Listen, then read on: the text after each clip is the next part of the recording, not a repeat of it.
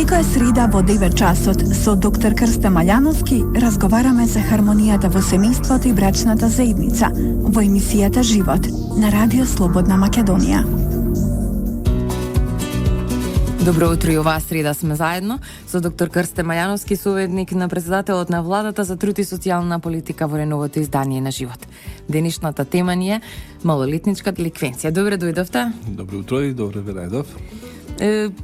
Темата која предпоставувам дека како и сите претходни што ги третиравме е помалку чувствителна, но убаво е да се знаат податоците и секако од нашиот разговор да произлезе како може да се превенираат ваквите појави. Малолетничката деликвенција како посебна општествено негативна појава представува сериозен проблем, секако општествен проблем со кој денес се судираат сите земји во светот, па и нашата. И сега законот за малолетничка деликвенција пред некое време представува закон за правда на децата. Од кога е ова изменето и со која цел всушност? Така. Согласно европските прописи и конвенции, нашата држава неколку пати го одлагаше објавувањето, односно имплементацијата на овиот закон, законот за правда на децата, така да после неколку одлагања 2009 година дојде до измена на овој закон и од тогаш веќе во примена е законот за правда на децата. Малолетничка деликвенција во Македонија можеме слободно да речеме дека нема некој позначаен пораст. Тој се движи од прилика 10% од вкупниот криминалитет на територијата на нашата држава, значи од вкупно сторените кривични дела. Што беше целта на овој, да го наречеме, хуман закон, односно донесувањето на новиот закон? Првенствено во односот спрема децата, еден хуман однос, се со цел да се обидеме на еден начин да го смалиме оваа општествено негативна појава. При тоа што со нашите позитивни законски прописи се формира и Национален совет за превенција на малолетничко престапништво, кое веќе почнува со интензивни испитувања, односно интензивни истражувања, се со цел да што е можно повеќе се намали бројот на сторители на кривични дела, како и бројот на делата. Интенцијата на законодавецот е да со хуманет однос, заради тоа што дефинитивно тоа се деца, се обидеме на еден начин да смалиме оваа општествено негативна појава. На 02 31 31 332, секако за нашите слушатели, го отвараме телефонот директно од режијата, можете да му поставите прашање на доктор Маљановски. Кој е носител на активностите за работа со малолетниците? Да, за разлика од поранешниот закон, во новиот закон, законот за правда на децата, како носител се центрите социјална работа, кои во нашата држава ги има 30. Зошто? Заради тоа, за разлика од порано, каде што како носител се явуваше Министерството за внатрешни работи и каде што огромниот број на действија се случуваа таму. Со новиот закон, значи центрите социјална работа со нивната стручна екипираност од педагози, психолози, социјални работници, дефектолози, при што се имаше во предвид дека овие стручни профили ќе најделотворно ќе може да помогнат во разрешување на дел од постапките, а исто така и во предлозите за понатамошните кривични постапки. Зошто го велиме ова? Заради тоа што центрите социјална работа во основа можат полесно да влезат во семејствата на сторителите и да работат со семејствата како основна клетка за еден правилен психофизички развој на децата, а посебно на овие деца. Така. Ги споменавме семејствата, оптоварени со борбата за преживување. Всушност родителите често и немаат време за своите деца, за жал, и доаѓа до значајни промени, пореметување во семејниот живот, па семејството можеби на некој начин се повеќе ја губи таа традиционална улога. Сега во мода се некои модели на однесување, па некои луѓе не избираат средства како би дошле до целта. и сето тоа се проектира на некој начин за жал на најранливата група, тоа се децата. Сега каков е односот на сторителите на дела по пол? Да, интересен е феноменот што се случува во нашата држава. Светски тренд е 1/10 од делата, отприлика помалку од 1/10 да бидат сторители девојчиња, значи деца од женски пол. Кај нас постепено тој процент расте. Во овој момент негде околу 14% од вкупниот број на малолетници се девојчиња. Ако земеме глобално да ги видиме што се по природа делата, во основа тоа се имотните, односно кражби, и тоа полесни кражби, меѓутоа да не го занемариме фактот и за насилното однесување, тешки насилни дела, кои се случуваат, како што можеме да видиме и од средствата за јавно информирање, во поголемите градови. Како центар на случувањата за малолетничката деликвенција е градот Скопје, нормално со најголемата застапеност на жители, а понатака доаѓаат и другите градови. Ја би сакал во оваа прилика да истакнам една работа која многу пати ја акцентиравме и во Државниот совет за превенција, а тоа е дека општините, кои во нашата држава ги има 84, би требало да формираат своји општински совети за малолетничко престапништво, со тоа да ја креираат политиката на општините во однос на малолетниците. За жал, само 17 општини досега го имаат формирано овој совет и по својата активност се истакнува Велес, например, каде што во последно време исто така и по негативно се истакнуваше дека имаше доста дела сторени од страна малолетници, имајќи го предвид тоа, општинските советници го формираат својот совет и делуваат превентивно врз активностите во сузбивањето на оваа појава. Така. Што се однесува до семејството, еден е неспорен факт. Семејства кои што не функционираат онака како што треба. Или семејства каде што е одсетен еден од родителите. Семејства кои што кај децата живеат со еден од родителите, ако семејствата се дисфункционални, односно ако се разведени, тоа е легло погодно тло за развијање на малолетничка деликвенција. Очигледно, едениот родител не е доволен за да ги превземе сите функции што ги има во однос на децата, така да нашата интенција и интенцијата на сите релевантни фактори апсолутно за јакнување на семејството, заради тоа што одговорното родителство, семејството е основен фактор за неразвивање на малолетничка деликвенција и оние од почетни стадиуми воспитната запуштеност во смисла на скитање, пушење, консумирање на алкохол, враќање во касните ноќни часови, односно контролата на малолетниците. Апсолутната контрола, разговорите со своите деца. Тоа е единствен прав лек за да ова појава се спречи. Семејството и родителите мора да се присутни во животот на детето, а исто така и детето да биде присутно во животот на возрастните. Ова го велам од најновите светски истражувања, каде што е лоцирано, беа податоците објавени пред 10 дена, дека семејството е основен фактор за развивање, односно неразвивање на малолетничкото престапство. Кога го кажувам ова, пред се мислам дека во семејства кои со криминогено однесување, скоро да е нормално и нивните деца да бидат исто така со криминогено однесување. Децата го имитираат семејството, го имитираат таткото, имитираат мајката. Можам исто така слободно кажам дека јавните медиуми многу голема улога имаат во сформирање на една криминална личност. Зошто го велам?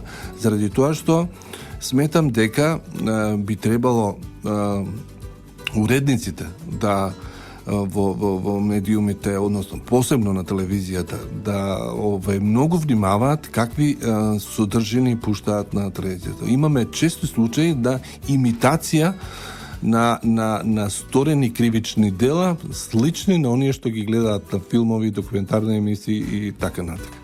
Во секој случај, Добро е што се одбележуваат за возрастната структура на децата, односно за филмовите, нали, го имаме оној знак каде што се дозволува или не се дозволува.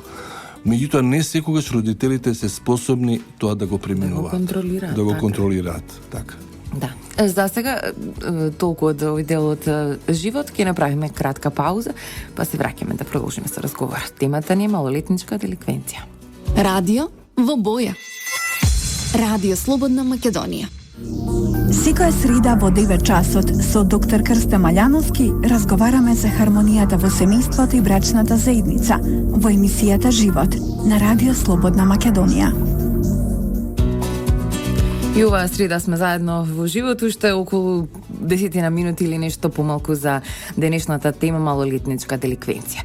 Констатиравме, доктор Маљановски, дека недостатокот на комуникација помеѓу децата и родителите, пореметени во некои случаи брачни односи, можеби училиштето, кој до некаде не остварува својата образовна, посебно воспитна улога, криза во општеството и да сето тоа на некој начин се причини поради кој трендот на малолетнички криминалитет денес е во пораст, па ете и во нашата земја повеќе или во помалку. Кои дела најчесто ги исторуваат малолетниците и на која возраст се овие деца од прилика? Законодавецот предвидува следната ситуација, односно возрастна граница на деца. Тоа е 14 години каде што не може да се применат мерки, се применуваат само мерки на заштита, и на 14 години каде што би можело да дојдат и до некакви казни. Кои отприлика најголем дел на дела се од имотна природна, односно кражби. Тоа се посетни, помали кражби кои немаат голема штета. Од тие причини се и изрекуваните мерки за заштита, кои на предлог на центрите за социјална работа ги изрекуваат судовите. Јас би можел во оваа прилика да ги спомнам, така да за 2014 година судовите изрекле вкупно 53% од децата изрекле заселен надзор од страна на родителите, односно старателите, што е мерка која би подстакнува активно учество на семејството во семејството и стручните лица во центарот за социјална работа за работа со децата. Во отприлика 15% од децата е изречена дисциплинската мерка укор, спрема 4% од децата заводска мерка, тоа е упатување во една од институциите на системот, спрема 2 деца изречена казнената мерка затвор. Интенцијата исто така на законодавецот е да некои делови предвидени притвор за овие деца и задолжително присуство на родител старател во истражните постапки. Во сите делови на постапката е задолжително присуство на родителите. Во случај да детето нема родители, тогаш на него му се доделува адвокат, лиценциран адвокат за работа со малолетници од листата на адвокатската комора, кои имаат завршени курсеви и кои имаат лиценца да присуствуваат и да активно учествуваат во работата со сторителот на делото, односно малолетникот. Јас мислам дека состојбата со малолетничкото престапство во Македонија не е загрижувачка. Загрижуваат оние насилни действија кои повремено се појавуваат, односно оние тепачки во автобуси и кои може да донесат и трагични последици. Исто така тепачките во училиштата, за кои би требало навистина многу повеќе да се позабавиме. Меѓутоа радува фактот дека во сите институции кои се инволвирани во работа со децата имаме стручни лица кои се одлично едуцирани, како од домашни, така и од странски експерти од оваа проблематика. Кои институции учествуваат така во работата со малолетници? Ја би истакнал навистина изворедната едуцираност на Министерството на внатрешни работи, како и на центрите за социјална работа, а исто така и одличната соработка со правосудните органи, односно со судиите. Имаме посебни суди за малолетници, кои што многу добро ја разбираат, сите знаеме, малолетникот е дете со посебни психофизички особини. Исто така едукација со која изворедна е соработката, каде што навистина како што можеме да видиме и од распоредот на мерки и казни што е новелена дадени, мислам дека е се согласно новиот закон за правда на децата. Во овој момент еден од акцентите и задачите на нашето општество е да дефинитивно да го зајакнеме семејството. Она традиционално македонско семејство, каде што би му помогнале со стручни совети, а исто така и со помош на со други методи, да би можеле да го зајакнеме во семејство, да тоа нормално функционира и да она дете кое на почеток, ако има некакви воспитно-социјални проблеми, го изведеме на правиот пат. А може ли тоа некако да се предчувствува, предусети уште пред детето да направи некоја од овие несакани дела или постапки? Некако да се превенира, Да, во секој случај. Затварањето на детето во соба, комуникацијата со мобилни телефони и со преку интернет мрежите, социјалните мрежи, отсаството на детето од дома, враќањето во доцните ноќни часови, евентуално консумирањето на алкохол или други, не дај Боже, психотропни супстанции, како што се дрогите, се една од главните индикатори на кои родителите би требало да обрнат огромно внимание. Некои го менуваат и физичкиот изглед, така или гардеробата, начинот на однесување. Па со тетоважи, ние ги разбираме младите, дефинитивно. Тие треба да се дружат, меѓутоа нивното дружење треба да има некаква берка. Јас се сеќавам на една трибина каде што еден од родителите, мајката беше, ме праша што да прави, бидејќи децата многу доцна гледаат телевизија, а содржините на телевизијата, значи 12-1 сат, мисли, она смета дека се несоодветни за нивната возраст. Многу едноставно и реков, на секој телевизор има едно црвено дугме, копче, значи би требало да го исклучи. Како? Авторитетот на родителите секогаш би требало да биде застапен и они треба да бидат модел на однесување, позитивен модел на однесување. Исто така, професорите во школото со своето однесување, заради тоа што децата дефинитивно на оваа возраст го посетуваат, да школото повеќе биде онаа воспитна димензија. Образовната апсолутно мора да, меѓутоа и воспитната.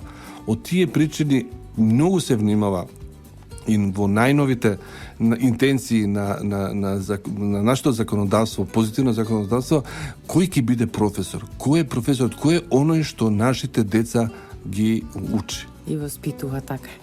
Доктор Мајановски, тука ќе мора да завршиме со оваа тема за денеска. Може би ќе продолжиме и следниот пат. Ви благодарам што бевте денеска. Молам. На фреквенциите Радио Слободна Македонија во живот. Трговско радио Дифузно друштво Радио Слободна Македонија, уредник и водител на емисијата Рашела Гинова Карафиловски, датум на емитување 25 ноември 2015, техничка реализација Владимир Дамјановски, продукција Радио Слободна Македонија. До слушање. Секоја среда во 9 часот со доктор Крсте Маљановски разговараме за хармонијата во семејството и брачната заедница во емисијата Живот на Радио Слободна Македонија.